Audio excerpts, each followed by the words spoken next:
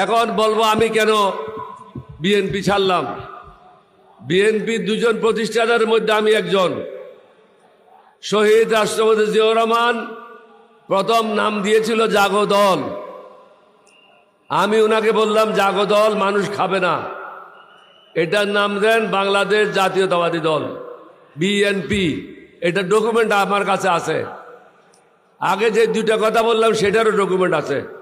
এই অশিক্ষিত লোকদের যদি কোনো সন্দেহ থাকে আমার কাছে আসলে বিনা পয়সায় তাদেরকে ডকুমেন্টগুলি দেখায় দেব। কিন্তু শফিকুর রহমান সাহেবকে নিয়ে কটূক্তি করাটা ঠিক হবে না, এটা বেয়াদবির পর্যায়ে পড়ে। আমি কেন চলে আসলাম নিজের হাতে গড়া পার্টিকে ছেড়ে? দেখলাম জিয়াউর রহমানের বিএনপি নাই। জিয়াউর রহমানের বিএনপির সময় বাংলাদেশের সেরা লোকগুলি আমরা দলে নিয়েছিলাম। আপনাদের কুমিল্লার সন্তান আজিজুল হক সাহেব ইংলিশের প্রফেসর, ঢাকা বিশ্ববিদ্যালয়ের, ওনার মতো লোক অ্যাডভাইজার ছিল। কিন্তু জিয়াউর রহমানের মৃত্যুর পরে আস্তে আস্তে অধঃপতনের দিকে যাইতে লাগলো।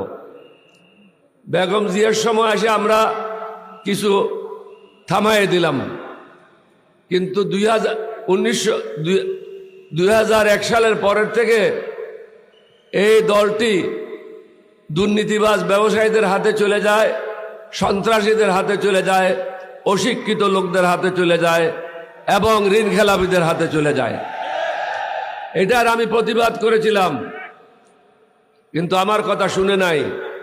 তখন আমি চিন্তা করলাম আমার কথা যখন শুনে নাই আমাকে বিদায় নিতে হবে। আমি তখন পৃথিবীর ইতিহাসে হয় নাই সাবেক রাষ্ট্রপতি, সাবেক স্পিকার, 6 জন মন্ত্রী, প্রায় 24 জন এমপি, পৃথিবীতে কোনোখানে হয় না এরকম ঘটনা। তাদেরকে নিয়ে বিএনপির বিরুদ্ধে আমরা বিদ্রোহ করে নতুন দল গঠন করেছিলাম। আমাকে মারার জন্য আমার ঘরে 6 জন অস্ত্রধারী লোক আসছিল। আল্লাহর মেহেরবানি, নবীজির দয়া, আমাকে হত্যা করতে পারে নাই। আমার লাইফের উপরে এই যাবৎ 6 বার অ্যাটেম্প নেওয়া হয়েছে, কিন্তু কুত্তাদের গুলিতে আমি কখনো মরব না। আপনাদেরকে অনুরোধ করব, যে দলটা জনগণ প্রত্যাখ্যান করেছে, একটা হলো আওয়ামী লীগ আর একটা হলো বিএনপি।